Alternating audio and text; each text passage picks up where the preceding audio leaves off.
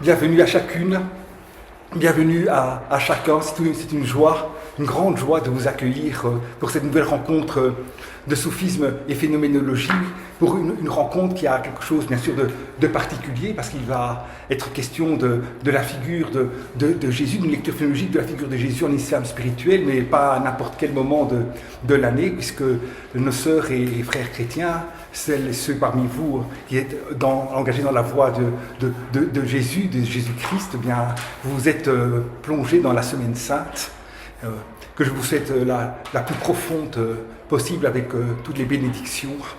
Et donc, ce n'est pas rien de pouvoir nous rencontrer ensemble autour de cette figure fondamentale du monothéisme, autour de la tradition dans le christianisme et dans l'islam.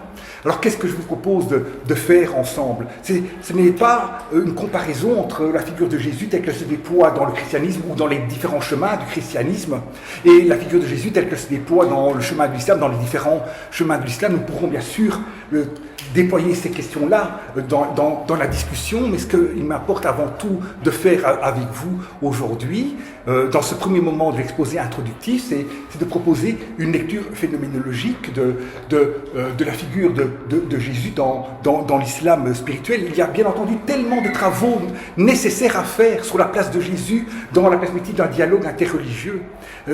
C'est tellement pas assez fait. Il y a tellement à travailler et il y a des chemins dans le soufisme qui s'y emploient de façon beaucoup plus prononcée que d'autres. Ce qu'il va s'agir ici de faire, c'est d'entrer dans une entente phénoménologique de la figure de Jésus dans l'islam spirituel, et d'emblée, quand on pose cette question dans la perspective de l'islam spirituel, du soufisme, la figure de Jésus, elle est indissociable, mais évidemment dans le christianisme aussi, de la figure de Marie.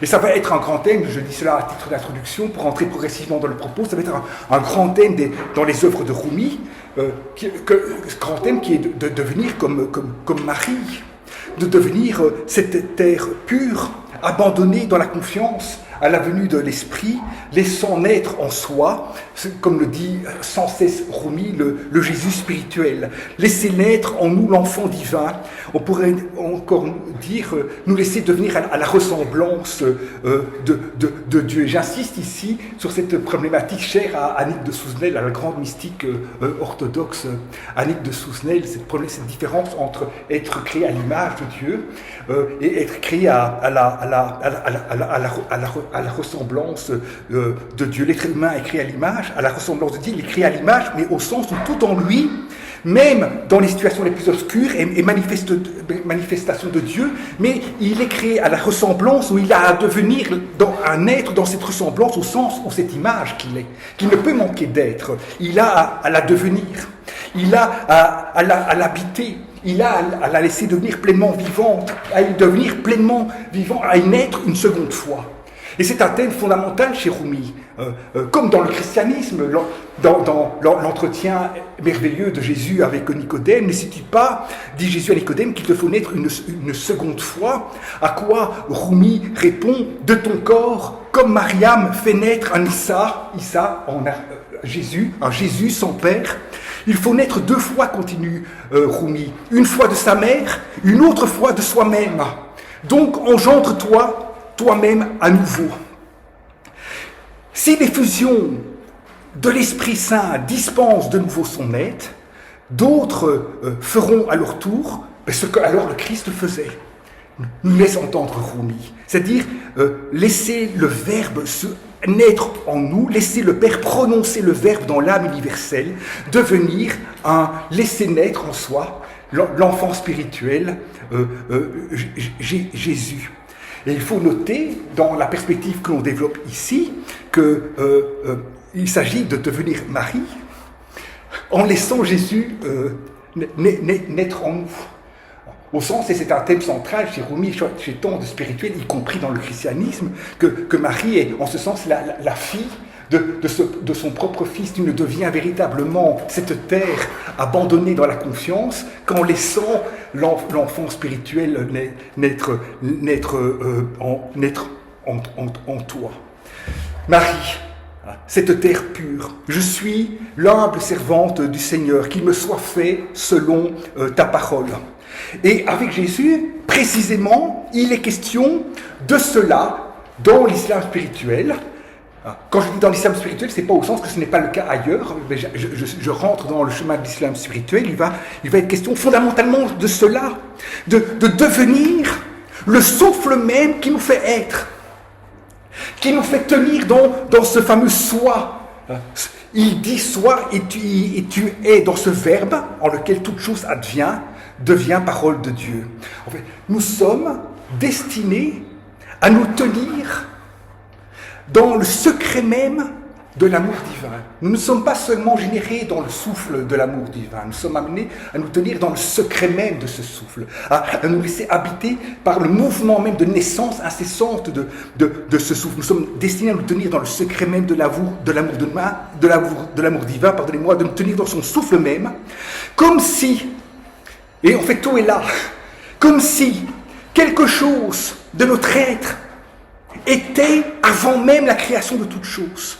Comme si à nous, humaines et humains, il nous était donné, non pas seulement d'être dans le souffle, mais de le devenir, d'entrer dans la ressemblance, de le devenir ce souffle, c'est-à-dire de le manifester dans son surgissement même, dans son énigme.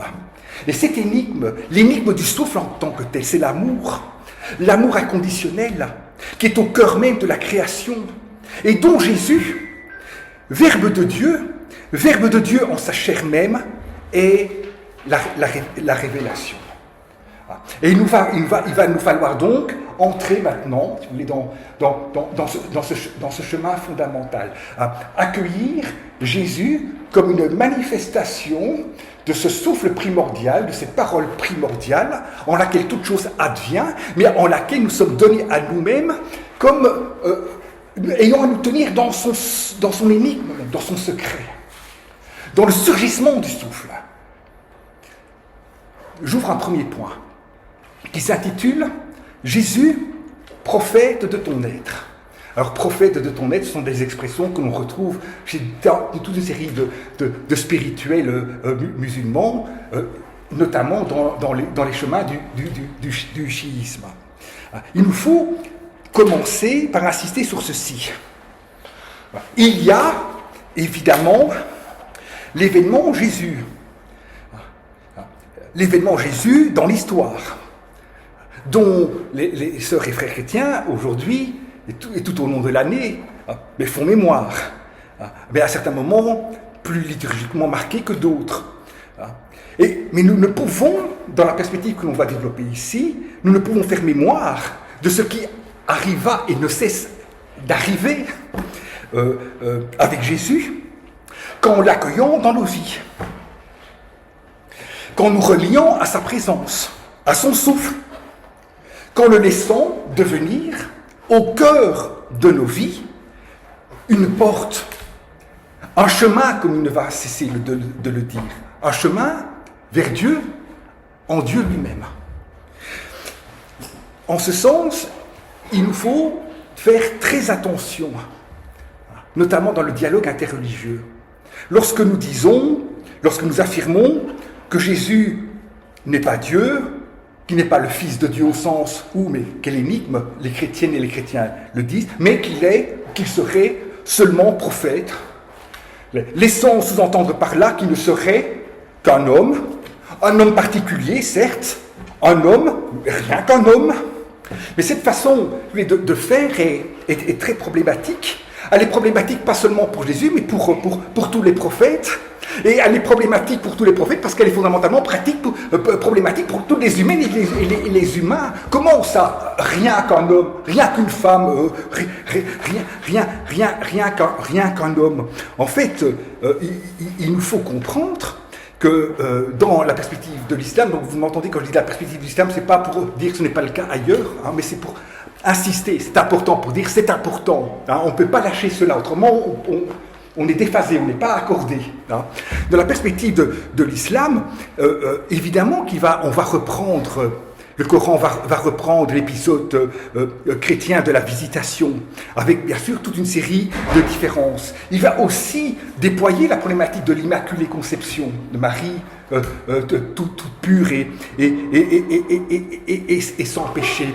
Et bien entendu, on va insister sur la naissance miraculeuse, entre guillemets, hein, de Jésus. Mais comprends que ta naissance à toi, elle est fondamentalement miraculeuse. Ne crois pas qu'il y a tantôt les humaines et les humains qui sont fils de leur père et de leur mère, et puis Jésus qui serait, lui, fils d'autre chose que d'une humaine et d'un humain. Nous naissons à partir du rapport entre un homme et une femme, et ce qui fait de nous des existants, des humains. Ce n'est pas le rapport physiologique, tout aussi et essentiellement aimant, désirant ou dramatiquement pas aimant, hein, soit-il, mais le souffle de Dieu. Nous ne naissons que dans ce souffle de Dieu, que dans ce verbe de Dieu, que dans ce souffle du tout miséricordieux qui nous dit soit à chacune et à chacun d'entre nous, incomparablement, soit chemin de ma présence, apparaît, manifeste-moi, sois témoin, entre dans ma ressemblance. Donc c'est très important de l'entendre ça, si vous voulez. Parce que ce que Jésus, en islam, va venir nous révéler, c'est que nous sommes destinés à nous tenir dans le plus intime de l'intime de Dieu qui se manifeste en son amour inconditionnel, que nous appartenons fondamentalement à la vie de Dieu. Et Jésus vient nous le révéler de façon radicale. Donc comprenons, parce que ça a été tout un chemin récurrent, chaque fois repris tout au long de nos rencontres. Il n'est pas nécessaire, pour entendre ce que je vais dire ici, d'avoir suivi les rencontres précédentes, mais c'est simplement pour insister.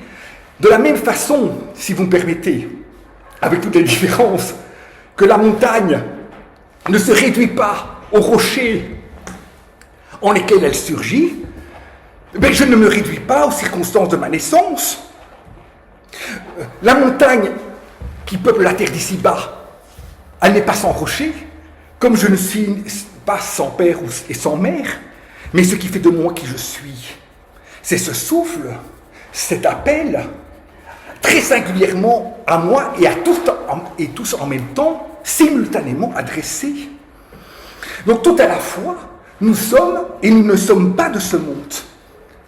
Il nous faut nous tenir dans cette énigme qui, c'est le thème du séminaire Soufisme et Phénoménologie, qui est celui de l'apparaître lui-même, de l'apparaître qui est l'être de toute chose, de cet apparaître qui est présence tout à la fois et absence de celui qui se manifeste, de celui qui est en même temps, au-delà de toute présence et de toute absence, qui se manifeste. Donc notre demeure, elle se trouve dans le secret même de l'amour divin. En ce sens, mais entendons bien ce que je veux dire en ce sens, mais nous sommes pour une part d'avant la création même du monde. Nous appartenons dans notre être créé même à ce oui premier. Donc je fais une variation ici sur ce qu'on appelle en islam spirituel la réalité mohammedienne, dont Jésus comme prophète va être un chemin. Nous appartenons à ce oui premier, à ce oui fondamental, à cet archi-oui, pourrions-nous encore dire, en dialogue avec un certain Michel Henry et d'autres. Nous sommes partie prenante de ce miroir originaire de Dieu, de cette manifestation originaire de Dieu. Ce que ton Dieu a créé en premier, c'est la lumière de ton prophète. C'est cette réceptivité fondamentale à la manifestation de Dieu. Ce oui premier, cette manifestation originaire de la lumière avant même toute lumière qui se déploiera dans le monde à la façon de toi, de cette libellule, de ce gâteau, de cette rivière, de ce cri. Nous appartenons, nous sommes en ce sens apparentés au secret de toute chose. Nous sommes apparentés à cette lumière au sein de laquelle, à l'intérieur de laquelle toute chose surgit. Et donc la réalité prophétique, il me faut déployer encore un tout petit peu cela pour entendre Jésus.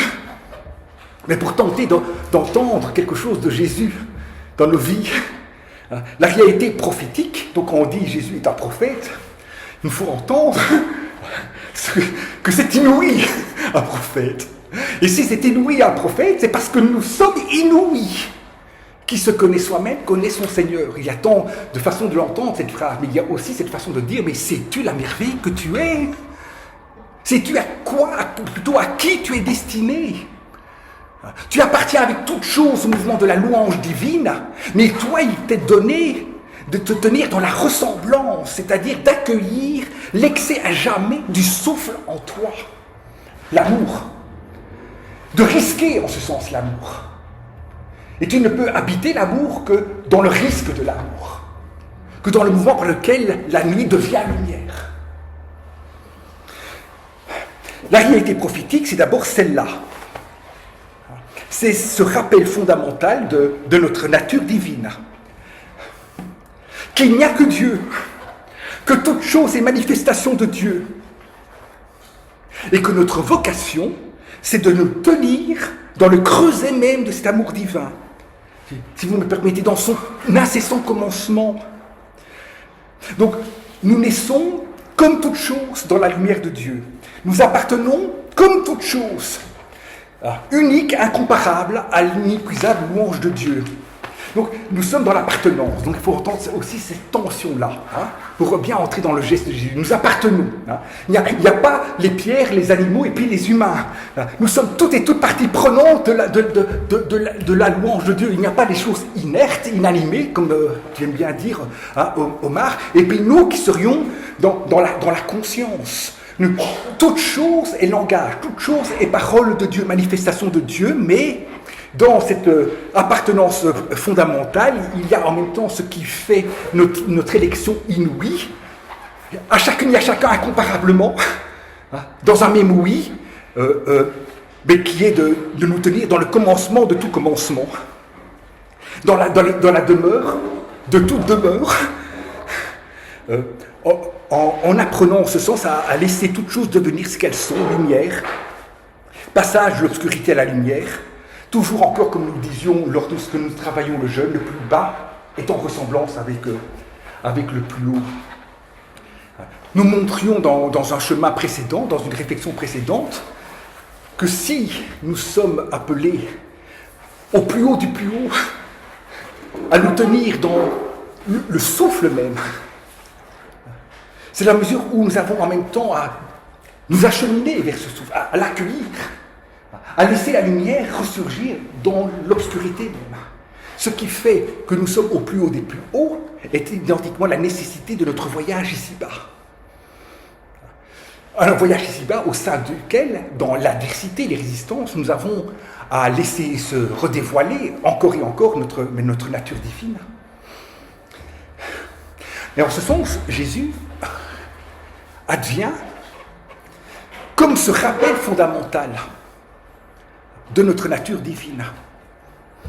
Donc il faut entendre, il faut revivre la folie de ce moment. En fait, une folie, mais qui est au cœur de chaque moment, qui est d'emblée là dans l'aventure des prophètes. Et que Jésus va pousser au plus loin d'un chemin. Mais il faut bien entendre qu'en islam, ce chemin poussé au plus loin ne peut manquer d'entrer en résonance avec d'autres chemins.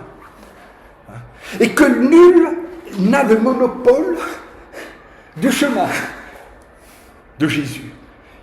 Laisse Jésus naître en toi. Il est né là, à Bethléem, parce qu'il a à naître ici et maintenant en toi. Donc dire que Jésus est prophète, c'est dire qu'il est ce rappel de notre nature divine, c'est dire qu'en lui, j'avance d'un pas dans le chemin, c'est très important, c'est dire qu'en lui, ce oui originaire, c'est-à-dire que le oui de la réalité mohammedienne, ce oui premier au sein duquel toute chose surgit, ce oui qui est celui de la réalité mohammedienne, mais qui est plus fondamentalement celui de Dieu lui-même. Il n'y a que Dieu. Ce oui qui est le chemin de manifestation de Dieu, qui est l'ouverture même du monde, qui est ce en quoi le monde s'ouvre, bien ce oui, il apparaît.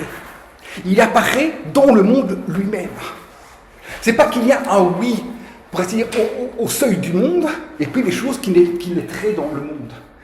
Tout se passe comme si ce oui originaire ne pouvait pas manquer d'apparaître dans cela même qui surgit de lui.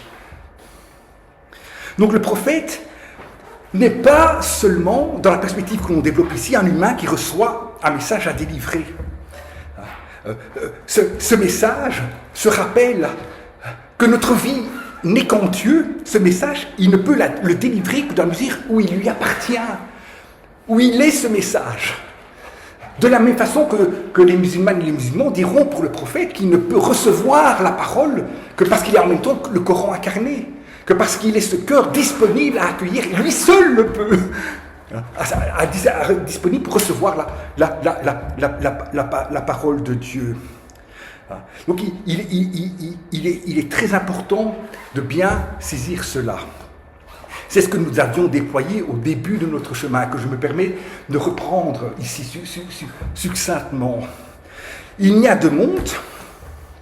Il y a les montagnes, les libellules, comme autant de chemins de manifestation de Dieu. Il n'y a le monde que si, au cœur même du monde, un regard est déjà là pour accueillir cette manifestation de Dieu. Il n'y a pas d'une part les choses, et puis un regard qui serait là tout entier transcendant. Le regard qui accueille toute chose comme une manifestation de Dieu, il ne peut pas manquer de se donner en présence au cœur même du monde. Et c'est bien cela les prophètes. Et nous allons entendre davantage encore, c'est cela les saintes et les saints. C'est cela les maîtres spirituels que nous pouvons rencontrer. C'est omniprésent dans le chemin de l'islam. S'il n'y a plus de saints, s'il n'y a plus ces présences en lesquelles se donne à éprouver ce oui originaire, ce oui à la manifestation de Dieu, s'il n'y a plus ces présences, tout disparaît. Le monde disparaîtra. Et si vous voulez, dans la perspective philologique que je vous propose de développer ici, donc entendez qu'avant de dire que le monde disparaîtra, ça veut dire que les rochers disparaîtront et tout, entend que cette disparition, c'est celle des montagnes, en tant que manifestation de Dieu, des rivières en tant que manifestation de Dieu, des enfants comme manifestation de Dieu, tout sera réduit à la matérialité, et cette matérialité elle-même, manifestation de Dieu, se dissipera, etc., etc., etc., etc.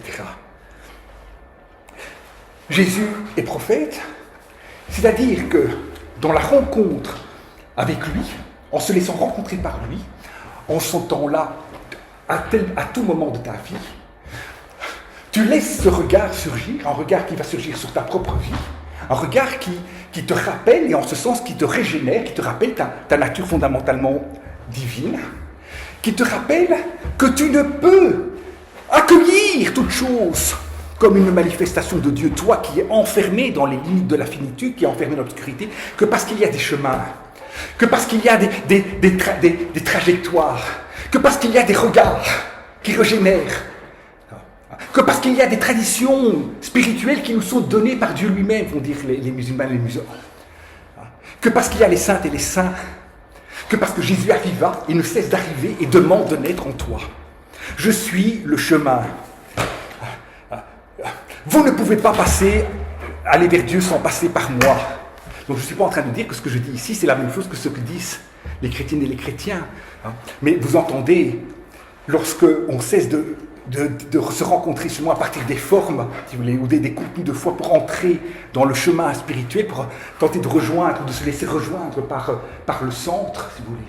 Combien ces affirmations de Jésus sont au cœur même de l'entente de l'islam, sont au cœur même de ce que c'est que la sainteté en islam, et Jésus est le sceau de la sainteté. En lui, prophète par excellence, dit Ibn Arabi, se manifeste la nécessité des saints. Je suis le chemin, je suis le chemin pas au sens exclusif, je suis une manifestation du chemin. Donc, en ce sens, la présence de Jésus, c'est la manifestation de ce qu'il y a de plus divin en l'humain. C'était la manifestation de ce qui, de l'humain, n'est pas seulement manifestation de Dieu, comme les libellules, les océans, auxquels nous appartenons, qui sont tout autant dans la louange que nous, si vous me suivez bien. Mais ce qui fait de nous des demeures de Dieu. Temple de l'esprit.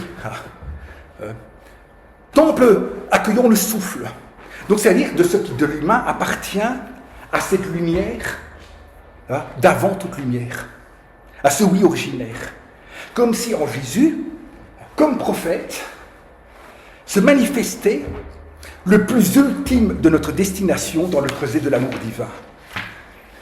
Bien sûr, dans le chemin de l'islam, Jésus n'est prophète qu'en lien, comme je vous le disais, avec les autres prophètes, comme une modulation de ce oui originaire. Le prophète de l'islam, le prophète Mohammed, étant, dans cette perspective, non pas ce qui vient annuler les autres figures prophétiques, au contraire, ce qui vient les relancer, les dynamiser, comme autant de modulation d'un même oui, au-delà de toute figure, la figure du prophète de l'islam comme cette figure d'intégration des différentes figures, des différents chemins d'accueil de la miséricorde divine.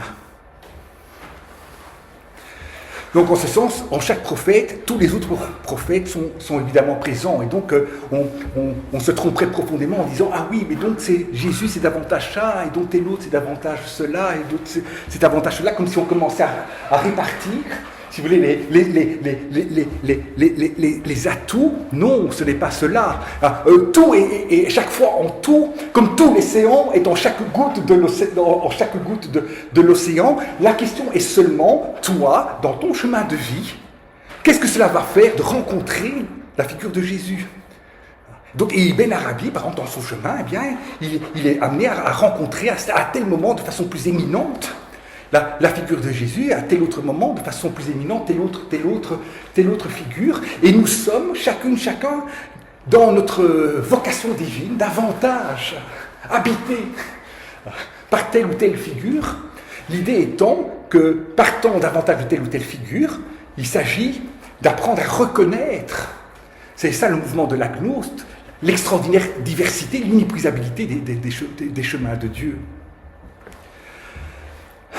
Jésus est chemin. Il n'est rien d'autre que chemin.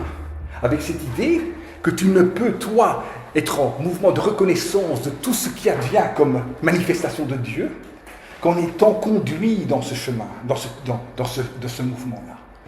Il n'y a pas le monde, s'il n'y a pas au cœur même du monde, les portails, si vous voulez, les chemins au sein desquels seulement nous pouvons nous éveiller.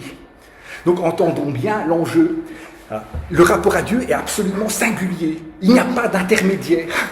C'est avec Dieu et rien qu'avec Dieu que tu as affaire.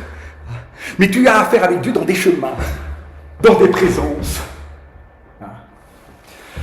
Alors quel est le chemin de Jésus ? Si vous acceptez de suivre. Et donc j'ouvre un deuxième point qui s'intitule « Il n'y a de vie qu'en Dieu ».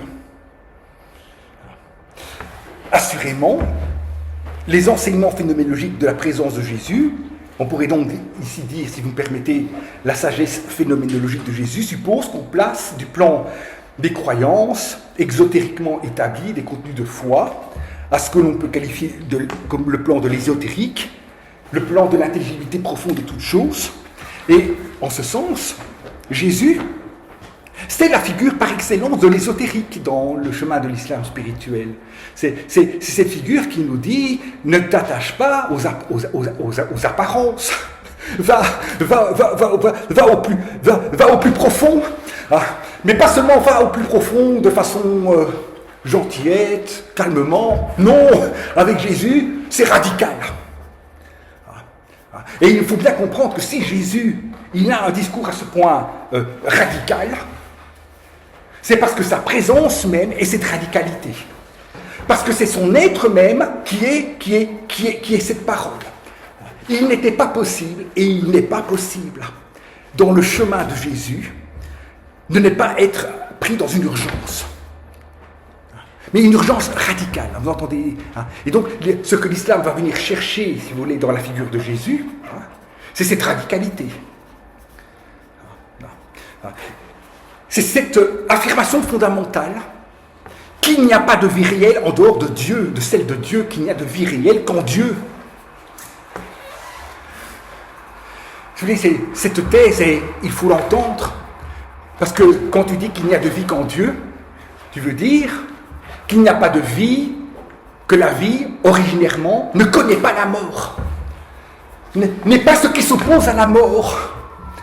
La vie, elle est la vie. Elle n'est rien d'autre que le pâtir inépuisable d'elle-même. Mais la vie telle qu'elle va se déployer dans le monde de la finitude, et pour le moins, elle est affrontée à l'obscur, à la perte, à la mort.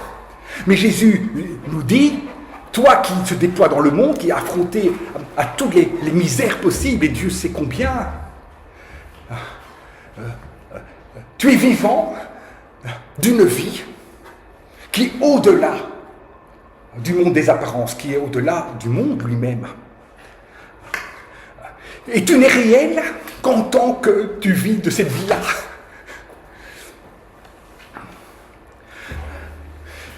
Ce qui conduit à une deuxième affirmation, celle de l'évanescence fondamentale de toute chose.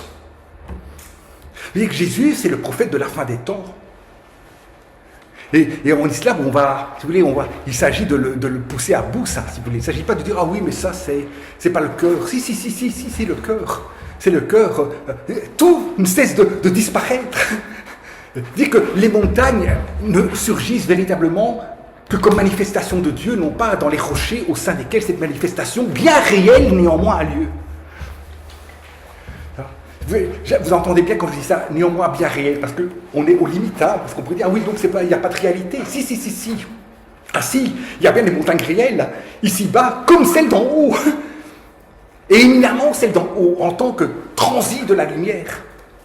Mais nous devons passer par ces montagnes-ci, parce que nous sommes destinés au plus haut de la lumière, et nous ne pouvons accueillir le plus haut de la lumière qu'en laissant la lumière surgir dans l'obscurité même. Que dans cette liberté, dans ce consentement, qui ne peut être le nôtre qu'en étant en même temps reçu, et nourri dans des chemins. Donc, nous sommes toujours dans l'urgence, nous sommes dans l'imminence de la disparition, mais entendez, j'avance encore d'un pas, nous ne sommes dans l'imminence de la fin des temps que parce que la création, dans la perspective qui est la nôtre, est de chaque instant. C'est pas qu'il y a une création continue et puis tout à coup il y aura un terme. C'est à tout moment que ça recommence. À tout moment ça termine et ça recommence. Et donc quand Jésus dit « Tiens-toi dans l'imminence de la fin », tu vas me dire ah, « c'est trop tard ». Alors, ah non, tu te tiens dans l'imminence de la fin, c'est-à-dire que tu te tiens dans l'incessante nouveauté de toute chose. Car si tout est en train de disparaître, tout est en train en même temps de naître. Et en ce sens, le temps de Jésus est un temps éminemment paradoxal. Parce qu'il recueille toute la tradition. Il n'est pas venu pour abolir. Il est le fils de tous les chemins de Dieu. Il s'inscrit dans une histoire. Et en même temps, le temps de Jésus, c'est le temps de l'interruption. Le temps de l'urgence. Je veux dire que c'est maintenant et pas tantôt. Maintenant, tu peux être transformé. Maintenant, la vie peut ressurgir en toi.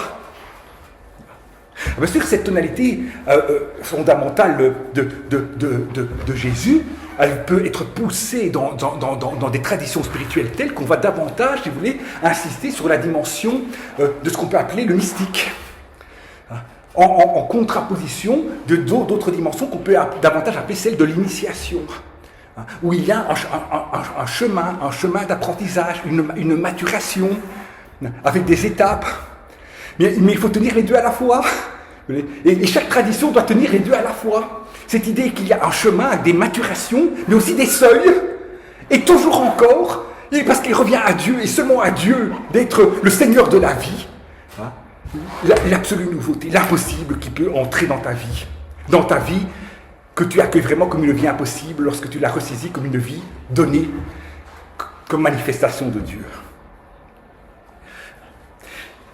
Il n'y a de vie qu'en Dieu, la vie ne se définit pas par sa lutte contre la mort, la vie est la vie, il n'y a de vie qu'en Dieu. Et ce qui définit dans cette perspective de l'être humain, ben c'est bien, entendez, ce n'est pas donc telle ou telle caractéristique, tel ou tel pouvoir, nous serions par exemple des êtres doués de langage, ou autre. Non, l'être humain n'a pas le monopole du langage, même s'il a une façon bien à lui de se tenir dans le langage. Et s'il a une façon bien à lui de se tenir dans le langage, c'est parce que ce qui lui fait de lui un être humain, c'est pas seulement le langage, c'est l'accueil de ce souffle originaire. C'est l'accueil, c'est cet appel, ne suis-je pas votre Seigneur?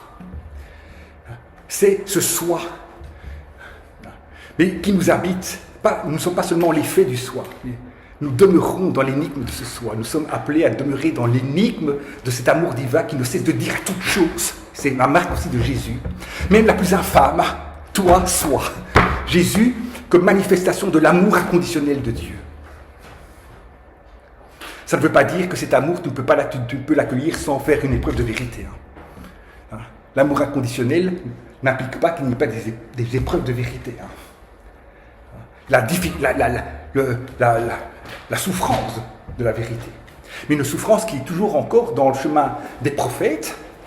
Donc, entendez bien, autant le prophète de l'islam que Jésus, mais de façon, ici on explore de façon particulière dans le chemin de Jésus, la miséricorde absolue. Je continue le chemin et j'ouvre un nouveau point qui s'intitule « La croix comme symbole originaire ». Oui, la croix. La croix. Mais quelle énigme dans les traditions spirituelles que la croix, qui est bien le gibet, qui est bien la potence dans laquelle, pour les chrétiens et les chrétiens, on viendra plus tard sur la question de cela dans l'islam. Jésus fut mis à mort. Mais entendons que dans toutes les traditions spirituelles, la croix, c'est un symbole originaire. C'est le symbole des symboles, si vous voulez. La croix, c'est la rencontre entre les deux grandes dimensions de l'existence humaine. Le plan de la dimension horizontale, l'extension des possibilités, le déploiement des possibilités dans le monde, et puis le plan de la verticalité, le plan du rapport à Dieu et à Dieu seul, avec comme énigme le centre de la croix, c'est-à-dire la rencontre entre le plan de l'horizontalité, le plan de la mondanité, de tout ce que nous avons à faire dans le monde, et le plan de l'absolue verticalité. Et de nouveau, que nous dit Jésus? Mais il nous dit que toutes nos œuvres, elles ne sont que morts. Donc entendez, Jésus, c'est le souffle vivant, le souffle qui régénère. Nos œuvres, tout ce que nous faisons dans le monde n'est que mort, n'est que irréalité, si elle ne se déploie pas dans une intention fondamentale, c'est-à-dire dans le seul désir qui soit, même quand il se déploie de façon obscure, celui de Dieu lui-même. C'est nos intentions qui font l'être même de ce que nous faisons. Ce n'est pas toi qui as lancé quand tu as lancé, disions-nous lors d'une séance précédente. Jésus, c'est le prophète de l'intention. Et il ne va cesser de poursuivre toutes celles et ceux qui croient qu'on peut acheter Dieu, qu'on peut négocier avec Dieu, que l'on peut venir auprès de Dieu avec nos œuvres bien faites. Mais dans la verticalité de Dieu, rien ne tient. Rien ne peut être présenté. Rien n'est digne. Alors tu vas me dire, mais alors pourquoi les œuvres? Mais encore faut-il que tu accueilles cette miséricorde divine. Et l'accueil de cette miséricorde divine, il n'est pas comme un accueil purement mental en disant, ah bah oui, je veux bien ta miséricorde. Est-ce que tu la désires, cette miséricorde? Est-ce que tu désires l'amour de Dieu qui te fait être? Donc ça va passer par les œuvres. Ça va passer par un travail. Mais un travail qui n'est pas ce qui te permet de passer la frontière, si vous voulez, mais ce qui t'achemine au lieu même de la toute miséricorde. Donc, il faut nous convertir. Il nous faut renverser le plan des apparences et le plan de la profondeur des choses. Et donc, on ne cesse de trouver, si vous voulez, dans le chemin de Jésus, cela, dire toi qui fais des prières la nuit, ceci, cela, et tu te compares. Mais tu sais, rien que d'être comparé, ou rien que d'être satisfait de toi, c'est déjà mort, mon ami. Mais c'est d'emblée mort.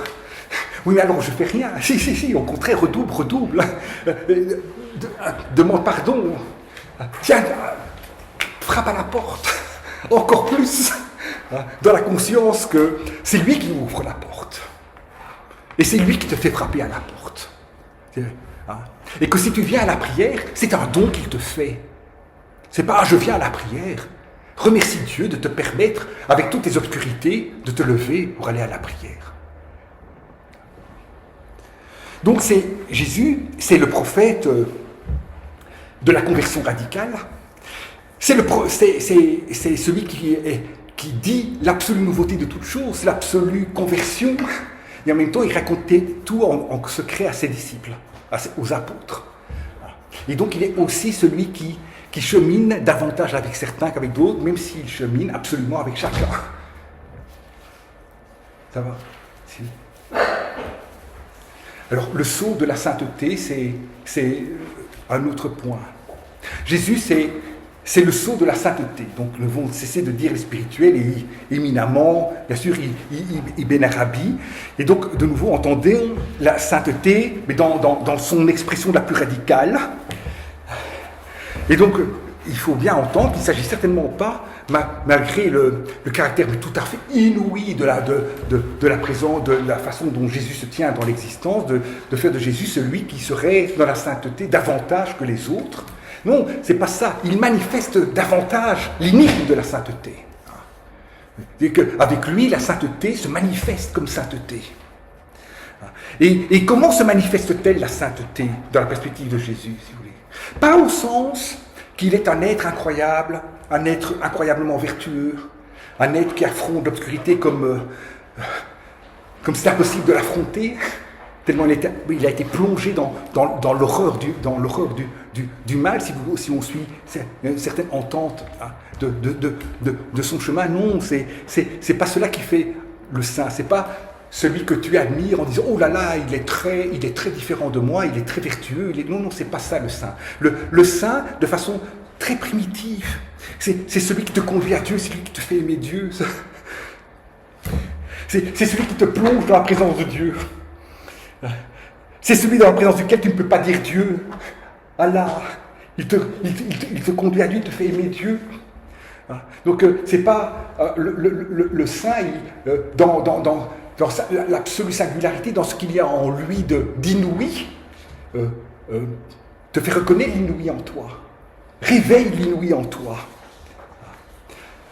C'est en ce sens que nous disions au début de notre cheminement que les saints sont ceux dans le regard desquels le regard de Dieu passe. Donc il nous faut reprendre ici ce hadith, ce dit du prophète qui est central dans le chemin spirituel. Évidemment que je ne peux parler, je ne peux percevoir, je ne peux marcher qu'en recevant ces pouvoirs de Dieu lui-même. Mais mon serviteur, est-il dit dans le hadith, en fait plus que ce qui est demandé, il est dans les œuvres surérogatoire, comme on dit, il se tient dans une forme d'excès par rapport à ce qui lui est formellement demandé jusqu'à ce que je l'aime, et lorsque je l'aime, je deviens son regard, je deviens le mouvement de sa main, je deviens son baiser. Évidemment, c'est pour chacune et chacun d'entre nous, c'est à chacune et à chacun d'entre nous que ce hadith est adressé et est à recevoir, mais entendons-nous bien que ce hadith-là, il dit la sainteté. C'est cela, la sainteté. C'est que dans le regard de Jésus sur toi, c'est le regard de Dieu. C'est pas simplement que Jésus peut te regarder en recevant ce pouvoir de te regarder de Dieu lui-même. C'est que dans ce regard-là, tu éprouves ce regard originaire. Tu l'éprouves, comprenez, en toute chose, hein. Dans ce regard, c'est pas que tu n'éprouves pas ce regard en toute chose, tu as en tout cas à l'accueillir en toute chose. Mais ce regard est ce dans le regard duquel tu vas être conduit, si tu le veux bien, à ce qui dans le regard est de tout regard, même celui de ton ennemi, est le regard de Dieu. C'est très important, il faudrait faire tout un débat, tout un travail avec un certain Merleau-Ponty. Parce que, si vous m'entendez bien, il ne s'agit pas tant de regarder le saint que d'être regardé par lui. C'est-à-dire qu'il y a un privilège de l'être regardé, de l'être appelé, comme dit Merleau-Ponty, être, c'est être perçu, mais il faut entendre par perçu, vu. Hein, c'est être vu, c'est se tenir dans cette passivité originaire, c'est s'éprouver, renaître dans ce regard, dans cette parole qui t'est adressée, qui te dit toi, inconditionnellement, soi.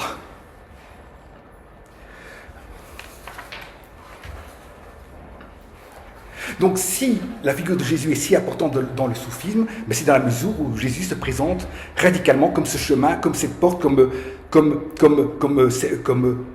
ce regard, comme ce regard qui te libère de façon absolue, qui te dit, bien sûr que tu es le fils de tes parents, tu es né dans telle condition, mais ta véritable destination, ta véritable condition, c'est le creuset de l'amour divin. Mon Seigneur est votre Seigneur, pour reprendre davantage des expressions dans le christianisme. Mon Père est votre Père, apprenez à renaître en moi, à renaître dans mon regard. Quelle radicalité qu'on retrouve dans toute une série de chemins de l'islam, en tout chemin, mais aussi de façon parfois plus particulière dans tel ou tel chemin. Et donc il y a en islam des saints, des saintes, que l'on peut dire de type Jésus, qui relèvent de cette figure-là, de cette station spirituelle-là de Jésus, dont le fameux Allage, ce grand mystique Allage, qui est décédé mis à mort en 1922.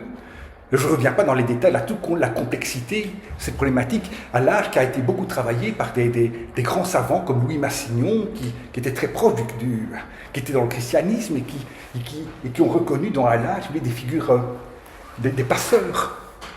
Allage qui, à un moment donné, dans son extase, dans ses extases mystiques, dit Ana al-Haq, je suis, qu'on peut dire, je suis le réel, disait-il. Je suis Dieu. Je suis la vérité.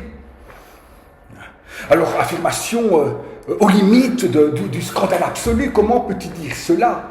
Scandale absolu quand on se tient en régime de dualité, où il y aurait tantôt Dieu d'un côté et puis les créatures de l'autre. Mais quand tu rentres dans le cœur du chemin spirituel, il n'y a plus que Dieu. Et Allage ne dit pas « moi, égo, je suis Dieu ».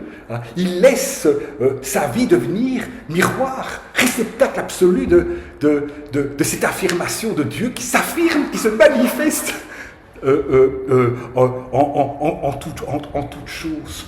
Comme l'émir Abdelkader, qui dit dans une de ses méditations « Je suis Dieu, je suis créature, je suis Seigneur, je suis serviteur ». La grande question était, fallait-il le dire? Et comment le dire? Et pourquoi le dire? Que faisons-nous, nous-mêmes, de la radicalité de Jésus? Il faut l'accueillir, mais comment l'accueillir? J'ouvre alors un autre point, où je vais davantage déplier cela. Et j'intitule ce point « Jésus, parole de Dieu ». Oui, si vous voulez, c'est tout simple, ben, vous comprenez ce que je veux dire. Je ne vais pas le dire, je vais pas, tout ça, pour ça, je vais pas prendre beaucoup de mots pour le dire, mais quel abîme. On doit, et cela est affirmé dans le Coran. Loin, le Messie, Jésus, fils de Marie, messager d'Allah, parole de Dieu, verbe de Dieu. Alors on pourrait dire, attention, parce que Jésus, il est du côté des créatures. Mais attention, entendons-nous bien, parce que les créatures, elles sont de nature divine. N'entendons pas que les créatures, sous la modalité, elles sont de nature divine, sous la modalité des créatures, mais elles sont de nature divine. Et donc, lorsque l'on dit Jésus, parole de Dieu, entend que dans le chemin de l'islam, on ne prétend pas dire que Jésus appartient à l'être même de Dieu avant même sa manifestation. On ne va rien dire de Dieu avant même sa manifestation. Parce que ce qui nous apporte, c'est Dieu qui se manifeste. Et la merveille, c'est que Dieu, en se manifestant, manifeste ce qu'il y a en même temps en lui d'inconnaissable, de non manifestable. C'est cela l'énigme. Accueillir vraiment une manifestation, c'est l'accueillir comme une manifestation de ce qui est au-delà de toute manifestation. Et c'est ça qui fait que les montagnes sont des énigmes, que toute chose est une énigme. Et donc quand on dit Jésus est parole de Dieu, entendons bien qu'il est donc dans le monde, au cœur même de ta vie, la manifestation de cette puissance de génération, de création de l'amour divin. Jésus, parole de Dieu, au sens que dans sa présence, tu es reconduit à l'énigme fondamentale de ton chemin en tant que généré dans une parole d'amour absolu, inconditionnel. Et donc, évidemment que dans le chemin de l'islam, on ne va pas cesser de mettre en évidence la puissance de Jésus, cette puissance de régénérer. Il ressuscite les morts, il fait des miracles, si vous voulez, à n'en plus finir. Mais entendons bien, le prophète de l'islam aussi, tant d'autres. La question des miracles de Jésus, il faut l'entendre comme des miracles qui reconduisent toujours encore à ce qu'il y a de plus ultime en nous, à notre vocation fondamentale. Donc Jésus, c'est la manifestation du kun, comme on dit, soi, de cette parole première, qui est cette parole qui fait être, singulièrement. Mais comprenons bien, c'est un point, me semble-t-il, important, parce que dans quelques instants, on va dire que Jésus, il est parole de Dieu, mais on va dire aussi il est esprit de Dieu. Et dire que Jésus est parole de Dieu, ce n'est pas la même chose, même si c'est lié, que de dire il est esprit de Dieu. Quand on dit que Jésus est parole de Dieu, on dit que dans le chemin spirituel d'accueil de la présence de Jésus, ce que tu accueilles, c'est cette parole qui, avant même que tu entres dans le monde, te dit toi, sois. C'est-à-dire que la création en islam, elle ne se fait pas toujours dans deux temps, si vous voulez. Il y a toi qui es élu, qui va entrer dans le chemin de l'existanciation. Toi, fais partie de l'aventure. Et puis, maintenant, entre dans l'aventure. C'est-à-dire que toi, je t'appelle dans ce qu'il y a en toi d'éternel. Parce que nous sommes toujours déjà, encore pour une part, déjà dans l'éternité. Nous sommes déjà dans notre propre éternité, si vous voulez. Nous sommes en train de déployer dans le temps, de rejoindre dans le temps ce qui de nous appartient depuis toujours au secret de l'amour divin. Et lorsque nous rencontrons Jésus comme parole de Dieu, il nous faut entendre ça. En tout cas, c'est comme ça que je reçois, que j'ai envie de partager avec vous, et après on en discutera. C'est que Jésus, il voit chacune et chacun de nous dans notre éternité. Ce qu'il voit d'abord, c'est ce qu'il y a en toi d'éternel. Ce qu'il voit d'abord en toi, c'est cet être éternel que tu as à devenir, dont tu es le serviteur. Parce que nous sommes, dans la perspective de l'islam, les serviteurs de nous-mêmes. Nous sommes les serviteurs de notre vocation fondamentale. Nous sommes les serviteurs de ce chemin de manifestation de Dieu qui surgit dans l'éternité même de Dieu. Ça va, vous me suivez, hein? C'est là que se situe cette puissance inouïe de pardon de Jésus. C'est-à-dire que Jésus, il régénère. Hein? Il voit en toute chose l'éternité de Dieu. Il ne comprend pas quand on dit c'est ce pécheur, ceci, cela, il ne voit pas. Et alors il y a beaucoup de dits dans les dits musulmans, dans la littérature, où tout à coup Jésus passe à côté d'une bête impure, et il dit « Oh, comme elle est belle !» On dit « Mais comment ça, tu ne peux pas dire qu'elle est belle, cette bête ?» Jésus, il voit la beauté en tout. Voilà. Mais comprend pas du tout à la façon d'un niais, entendez bien, pas du tout à la façon de qui ne t'accueillerait pas dans ta vie, dans ce qu'elle a de plus réel, mais ta vie dans ce qu'elle a de plus réel, elle est indissociable de cette part divine en toi, qu'il s'agit de réveiller. Et ce pardon est indissociable dans ce sens, vous voulez, de la radicalité d'un appel. Il n'y a pas à choisir entre l'épreuve d'une rigueur, te rendre compte de ce que tu vis, te rendre compte que ce que tu fais a une résonance dans l'éternité d'emblée. Et le pardon toujours encore redonné. C'est important. Savoir que nous sommes serviteurs. Serviteurs de nous-mêmes, en étant serviteurs de Dieu qui nous donne à nous-mêmes comme chemin de manifestation de Dieu. Mais Jésus ne peut être cette présence-là de Dieu que parce qu'il est lui-même, Jésus tout entier effacé. C'est cela qui fait son être même. C'est qu'il est pur miroir. Et donc on va retrouver dans le Coran ces affirmations où Dieu s'adresse à Jésus en disant « Mais t'es-tu posé comme le Seigneur, toi ?» Non, je n'ai fait que dire ce que tu m'as dit de dire. Et donc on retrouve aussi cette problématique-là, bien sûr, dans le chemin du christianisme de façon extrêmement forte. Je ne dis rien de moi-même. Si vous le comprenez, je ne peux être la parole qu'en m'effaçant au profit de celui qui ne peut parler dans son silence radical qu'en étant au-delà de la parole. Dieu ne parle qu'en laissant la parole surgir comme manifestation de lui. Jésus, Esprit de Dieu, et ce qu'il importe dans la perspective qu'on va développer ici, c'est très important. Vous savez, quand on parle de l'Esprit, dans le chemin de l'islam, c'est que l'Esprit, le souffle du tout miséricordieux, bien sûr, ce souffle, il est indissociable de la parole, soit, mais il faut comprendre que quand on parle du souffle, le souffle, il est toujours déjà dirigé vers ce qui va l'accueillir comme souffle. C'est-à-dire que le souffle, il se déploie vers des réceptacles. C'est-à-dire que Dieu, il souffle et il souffle vers toi. Il te dit soit, mais il te dit soit en te rejoignant, toi, là où tu es, incomparablement. Ça va incomparablement. En dehors de toute reconnaissance identitaire. D'où cette idée terrible que tu ne peux pas être dans le chemin de Dieu si tu fais des exceptions, si tu fais des ségrégations entre les humains dignes d'être secourus et les autres qui ne le seraient pas. Tous les êtres vivants, humains et vivants, sont à prendre en charge, sont dans ta responsabilité, sans exception. Donc chez Jésus, pas de chemin vers l'absolu qui ne passe pas par la radicalité de l'appel des autres. Et donc entendez que cet appel-là, cet appel éthique radical est indissociable de l'épreuve que nous faisons, qu'il n'y a de vie qu'en Dieu et que notre demeure ultime est en Dieu. Tu perds l'un, tu perds l'autre. Dans le chemin de Jésus. Et donc tu voudrais pousser davantage ton chemin spirituel vers l'éthique en perdant la verticalité, mais tu perds l'un et tu perds l'autre.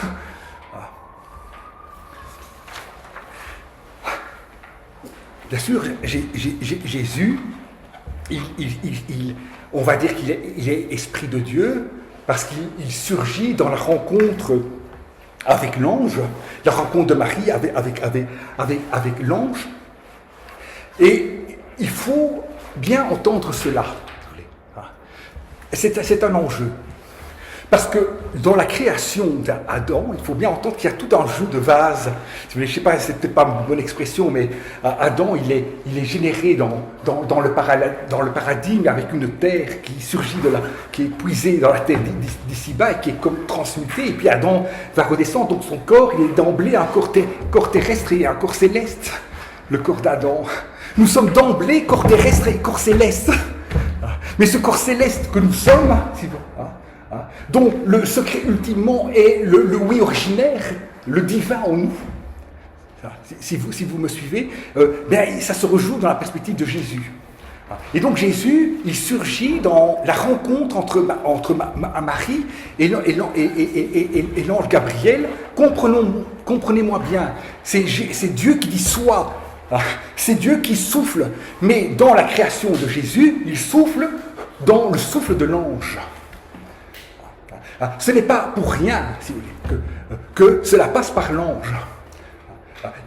L'ange n'est pas seulement en chemin d'islam, en tout cas dans la perspective de Ibn Arabi, celui qui vient annoncer à Marie qu'elle va être enceinte d'un enfant énigmatique.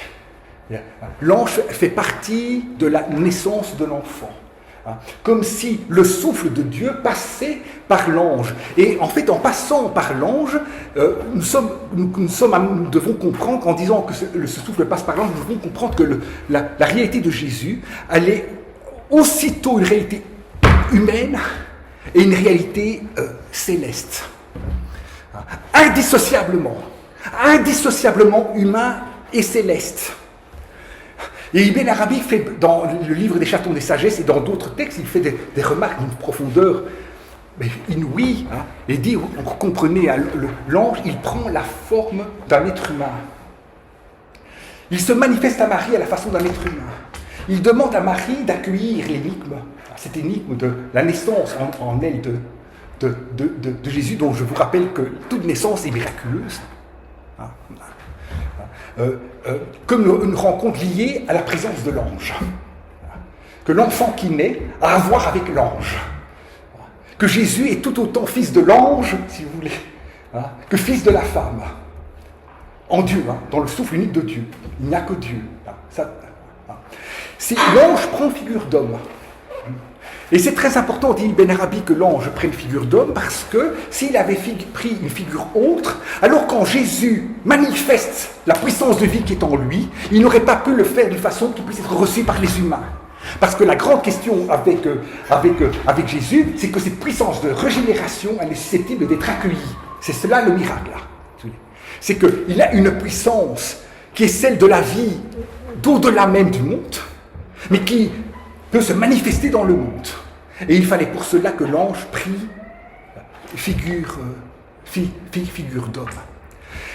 On comprend, dans la perspective ici développée, que Jésus surgit dans son corps même, dans la rencontre de l'ange. Donc, entendons bien, il ne s'agit pas de dire que Jésus surgit avec un corps qui reçoit l'esprit. Non, le corps de Jésus est tout entier pétri du souffle de Dieu, mais du souffle de Dieu dans le souffle même de l'ange. Ce qui veut dire que le corps de Jésus est un corps qui est d'emblée dans la lumière, qui est d'emblée qui habite d'emblée la dimension d'au-delà du monde, qui est dans le monde entièrement lumineux en même temps, mais d'une lumière qui ne violente pas, qui va tantôt être accueillie, tantôt ne pas être accueillie, ou qui va être accueillie de cette façon-ci, ou qui va être accueillie de cette façon-là, qui ne va jamais violenter la capacité de le recevoir. Donc Jésus, son corps, c'est d'emblée un corps de lumière.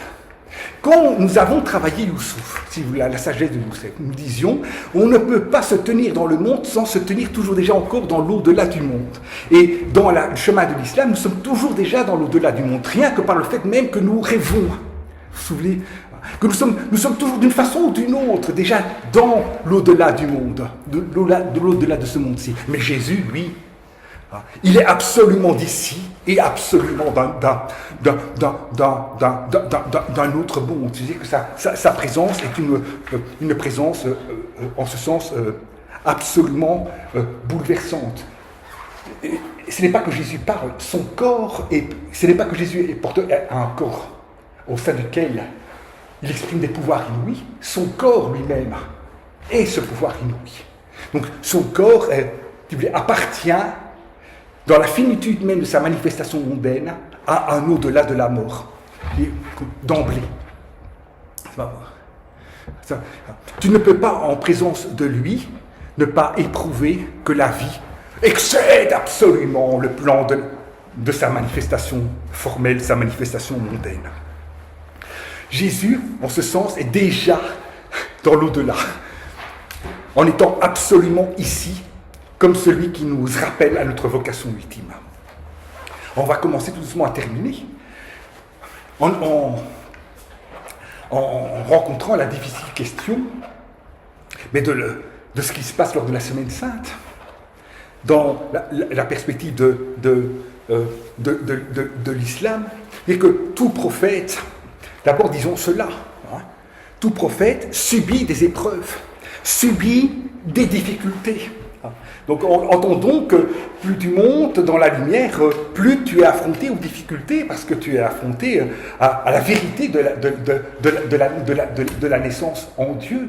Tu es affronté aux forces de l'obscurité. Et si Jésus est chemin, ça va d'abord être en ceci. C'est pas d'abord en ceci qu'il va ou non mourir, c'est qu'il va être d'une fidélité à son être inouïe. Une fidélité à cette parole du tout amour. Au plus loin de l'affrontement, au plus loin de la violence, de la haine, il est encore dans ce regard de miséricorde. Il est encore dans cette capacité à ressaisir toute chose dans le soi de l'amour inconditionnel de Dieu. Donc la question ne va pas d'abord être ici, mais je ne dis pas que c'est le cas ailleurs, je ne parle pas pour d'autres traditions, de prendre le péché, d'ouvrir le chemin de radicalité, d'un amour qui s'affronte jusqu'au bout dans son inconditionnalité à l'endurance du péché. Ce qui importe avant tout, on ne dit pas que ce chemin-là n'est pas profondément, n'est pas un véritable chemin. On va dire simplement que l'inflexion en islam, ça va être une inflexion qui va davantage mettre en évidence cette intention fondamentale dont Jésus est l'expression. Il va au bout de son amour inconditionnel. C'est cela qui fait qu'il y a un être en chemin, un être qui libère. Ce n'est pas la matérialité de ce qui va se passer. Donc entendons bien, ce n'est pas la matérialité de ce qui va se passer. Ce n'est pas dans la matérialité de ce qui s'est passé que quelque chose comme une libération a lieu. C'est dans l'intention fondamentale. Alors je fais maintenant quelques considérations sur un verset du Coran extrêmement important qui n'a pas cessé de susciter questions, méditations. Donc et de nouveau, si vous voulez, pour rester bien dans le cœur du geste spirituel, parce que le danger est grand, si vous voulez, de commencer à aller, hop, on discute, et ceci, cela, oui, non, mais alors tu ne laisses pas la parole de Dieu venir t'interpeller en profondeur, générer en toi une naissance. Et en fait, c'est très important de comprendre ça pour comprendre la frustration dans laquelle le Coran va nous mettre à un certain moment. Parce qu'on aimerait bien savoir, après tout, qu'est-ce qui est arrivé là ? Il est monté, oui ou non, sur la croix? Il est ressuscité, oui ou non? Qu'est-ce qui est-il arrivé? Et le Coran, dont est Dieu, pour les croyantes et les croyants, dit c'est pas ton affaire, ça. Il faut d'abord entendre, c'est pas ton affaire, ça. Ton affaire, c'est de savoir si tu vas laisser Jésus naître en toi. Est-ce que tu vas croire que la vie est plus forte que la mort? Est-ce que tu vas laisser son chemin naître en toi? Est-ce que tu vas le laisser te réveiller, te devenir un chemin pour toi? Ne commence pas avec ton mental à trop discuter, si vous voulez, sur ces questions-là. Et donc, il y a à un moment donné dans le Coran, ils se sont beaucoup disputés, ils ont fait beaucoup de conjectures par rapport à cela qui s'est passé. Voilà, je vais te dire ceci. Alors, de fait, on va entendre deux, trois affirmations. Et donc, qui vont nous mettre en question. Et donc ici, pour terminer, je vous propose un petit chemin, si vous voulez. Un chemin qui parmi tant d'autres. Donc je cite, si vous voulez, ce passage du Coran. Donc, Sourate 4, verset 157. Donc, si vous travaillez les différentes traductions françaises, vous allez voir plein de traductions différentes, vraiment parfois du tout au tout. Et à cause de leur dénégation, et pour avoir proféré contre Marie une calomnie sans commune mesure, qu'elle aurait forniqué pour avoir un enfant alors que, etc. Et à cause de leurs propos, donc 2 points, certes, nous avons tué loin, et pourtant, nous avons tué loin Jésus, le fils de Marie, le messager d'Allah. Or, ils ne l'ont ni tué, ni crucifié, et pourtant, alors je suis dans la tradition de Maurice Gloton, cela leur est apparu comme tel.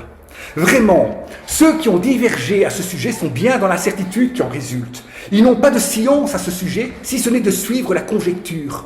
Ils ne l'ont pas tué avec certitude. Et puis, ça continue. Bien plutôt, Allah l'a élevé jusqu'à lui. Allah se révèle inaccessible, sage. Donc, or, ils ne l'ont ni tué, ni crucifié, et pourtant, cela leur est apparu comme tel. Dans d'autres traductions, il va dire et pourtant ils en ont eu une illusion forcenée. Hein. Ou d'autres vont dire et pourtant quelqu'un d'autre est venu à sa place. Donc il y a toute une série d'interprétations hein, sur cette fameuse expression Shubia Laoum. Alors, cela leur est apparu comme tel, c'est pour moi une formule de Maurice Breton qui va très profondément dans la lignée du séminaire, mais comprenons que la racine trinitaire qui est à l'œuvre dans Shubia, B-A, c'est comparer, être analogue, ressembler, être similaire, être comparable, être apparenté, être conforme. Avec cette idée dans le verbe qui est à la deuxième forme, avec cette idée que ce n'est pas simplement ça leur est apparu que c'était Jésus sur la croix, mais avec cette idée, oui, mais c'était une illusion. C'était pas Jésus sur la croix. Donc, si vous voulez, toute une tradition va aller dans ce sens-là. On va dire, au fond, quand on dit, mais or, ils ne l'ont ni tué, ni crucifié, et pourtant, cela leur est apparu comme tel, avec cette idée, ils ont eu l'illusion. Bon, ça renvoie à des débats théologiques à l'époque extrêmement profonds, y compris dans le christianisme, hein, parce que les dogmes du christianisme ne sont pas encore, à l'époque tout à fait, ils sont encore en voie de formation. Or, ils ne l'ont tué. Alors, si vous voulez, je vous propose simplement quelques lignes hein, dans les chemins de lecture spirituelle. Or, ils ne l'ont tué. Cette phrase, donc, vous m'entendez, hein, je vous propose un chemin parmi beaucoup d'autres, nourri par l'interprétation philologique que je propose, hein, le travail philologique que je propose. Or, ils ne l'ont pas tué, ni crucifié. Ils ne l'ont pas tué. À qui cette phrase, ni crucifié, à qui cette phrase s'adresse-t-elle ? Elle s'adresse, dit Kachani, à un des grands spirituels qui a fait une interprétation mystique du Coran. Elle s'adresse aux Juifs, qui disaient c'est nous qui avons fait tuer Jésus. C'est nous qui l'avons fait tuer. Comment ça ? Mais comment ça c'est vous qui l'avez fait tuer ? Rien n'arrive sans la permission de Dieu. Et puis d'ailleurs, c'est pas vous, parce que vous ne pouvez pas, vous ne vous crucifiez pas, vous, quand vous devez tuer, vous lapidez. Donc ce sont les Romains qui l'ont fait. Ne dites pas, ne vous appropriez pas ce qui a eu lieu. Ne vous appropriez pas ce qui a eu lieu. Donc cette phrase, elle dit aussi cela, ça va, hein, que ne crois pas que ce qui est arrivé sur la croix relève seulement des apparences. Hein, de la même façon que la montagne ne se réduit pas au rocher, si vous me permettez. De la même façon que ce n'est pas toi qui as lancé quand tu as lancé.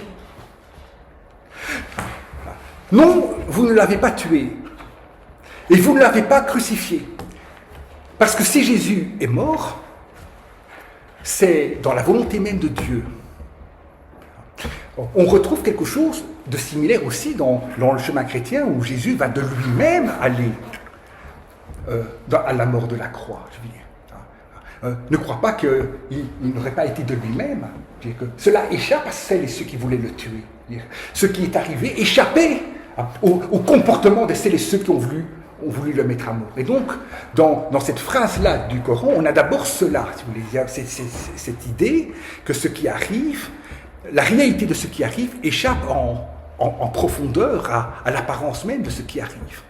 Même si cela qui arrive et qui échappe en profondeur à l'apparence de ce qui arrive ne peut manquer de passer par l'apparence même de cela qui arrive. Alors, par rapport à cela, il y a plusieurs traditions interprétatives qui se sont déployées en islam, dont une interprétation consistant à dire qu'il y avait par exemple un sosie, que quelqu'un d'autre a pris la place de Jésus, Judas, Simon de Cyrène, et il y a beaucoup de récits, mais en fait qui relèvent d'une approche qu'on va dire exotérique, qui tente de concilier les thèses, qui tentent d'annuler ce qu'il y a d'énigmatique dans ce qui est arrivé, en proposant comme solution, il y a un sosie. Et il ne faut pas dire cela avec regarder ça avec un peu d'ironie, parce que c'est vraiment des chemins qui sont vraiment majoritairement partagés par beaucoup de musulmanes et de musulmans aujourd'hui, qui se sont progressivement, cette thèse s'est progressivement emparée la réception de ces versets, mais dans l'islam spirituel, il y a bien d'autres chemins développés par beaucoup de spirituels, tant dans ce qui allait devenir le sunnisme que dans ce qui allait devenir le chiisme. Lorsque Ibrahim est dans le feu, dans le Coran, lorsqu'il est mis on tente de le mettre à mort, lorsque Nemrod tente de le mettre à mort, il est dit dans le Coran qu'il y avait une fraîcheur au cœur même du feu. Et que seuls ceux qui pouvaient voir voyaient, qui n'apparaissaient pas. Donc la réalité de ce que vivait Ibrahim au cœur du feu échappait de part en part à l'apparence seulement mondaine. Et donc par rapport à ces versets, or, ils ne l'ont ni tué ni crucifié, mais cela leur est apparu comme tel. Un des chemins possibles consiste à dire ceci. Jésus va dire, par exemple, Ibn Arabi, en son apparence même, en son extériorité même, il peut être monté sur la croix.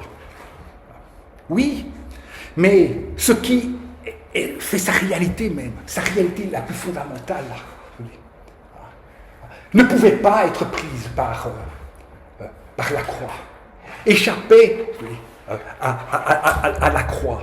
C'est-à-dire que Jésus, son corps même, il échappe pour une part à la mort. Il ne peut pas entrer dans la mort. Le corps, dans son apparence même, peut entrer dans la mort, pas le corps dans sa réalité céleste. Donc entendez, même dans le chemin du christianisme, bien sûr tu vas dire, le vendredi saint, Jésus, il meurt. Oui, il meurt sur le plan de la manifestation mondaine, il meurt. Mais il ne cesse pas d'être. En tout cas, il y a quelque chose de Jésus qui ne cesse pas d'être. Il se passe des choses le samedi saint, avant que le jour de la résurrection, le dimanche, arrive. Et donc, il va y avoir cette sensibilité-là, si vous voulez, en islam. Cette sensibilité de Jésus dont la vie, si vous voulez, excède sa mise en péril mondaine. Comme si quelque chose de Jésus était au-delà d'emblée, sans annuler la présence de sa mise à mort. Comme dans, si vous voulez, si vous reprenez ces questions chez Lévinas du visage, le visage qui surgit, qui dit « tu ne me tueras pas ». Et donc on interprète souvent en éthique la présence d'autrui comme visage dans sa vulnérabilité comme un interdit. Ne me tue pas, sous l'idée que autrui, fondamentalement, il est pour une part mortelle. Prends soin de ma toute altérité. En même temps, vous pouvez lire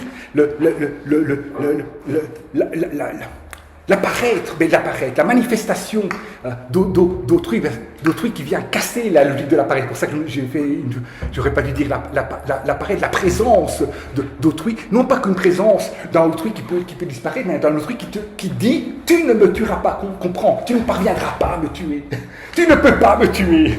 Et que ce qui se passe sur la croix, c'est l'impossibilité de mettre à mal l'amour, c'est l'impossibilité de mettre à mal la vie. Pour celles et ceux qui savent voir. C'est cela l'enjeu. Et Dieu élève Jésus. Donc on reprend le geste de l'ascension et Dieu élève Jésus. Je termine avec un dernier point qui devrait se déployer dans une autre séance. Parce que Jésus, le prophète de la fin des temps, il revient à la fin des temps. Il revient à la fin des temps. Il va mettre à mort le Dajjal. Il va mettre à mort ce qu'on appelle, dans d'autres vocabulaires, l'antichrist. Parce qu'il est la présence de la vérité pure, qui va faire disparaître le mensonge, ultimement. Mais ce qui m'apporte de bien mettre en évidence avec vous pour terminer, c'est que ce Jésus-là, il va mourir. Il va mourir comme tous les humains. Et donc il va y avoir comme une sorte de moment de latence très énigmatique, parce que Jésus, c'est le prophète qui précède l'arrivée du prophète de l'islam. Et Jésus revient à la fin des temps. Et il revient à la fin des temps comme celui qui va aussi avoir à mourir, à vivre de notre mort, à vivre de cette mort qui est une condition pour le surgissement de ce qu'on va appeler la grande résurrection. Et donc, dans le moment de la croix, ce qu'il y a d'abord à retenir dans la perspective de l'islam spirituel, c'est un Jésus qui tient jusqu'au bout son intention. Un Jésus qui tient jusqu'au bout son intention d'amour, et dont l'amour ne peut être mis à mal, comme tel. Et cela se termine dans les récits davantage liés aux traditions de l'islam qu'au Coran, mais qui font partie de l'islam, de l'islam. L'islam n'est pas seulement le Coran, à Jésus qui fait la prière enseignée aux prophètes de l'islam. Donc Jésus qui est le prophète de l'absolue radicalité, qui en même temps, au terme de l'histoire, vient rejoindre l'ensemble des croyantes et des croyants, rejoindre les soumis à Dieu, les reconnaissants de Dieu, pris avec eux, dans l'attente avec eux, de la révélation ultime, la grande résurrection. Je vous remercie de tout cœur pour votre attention.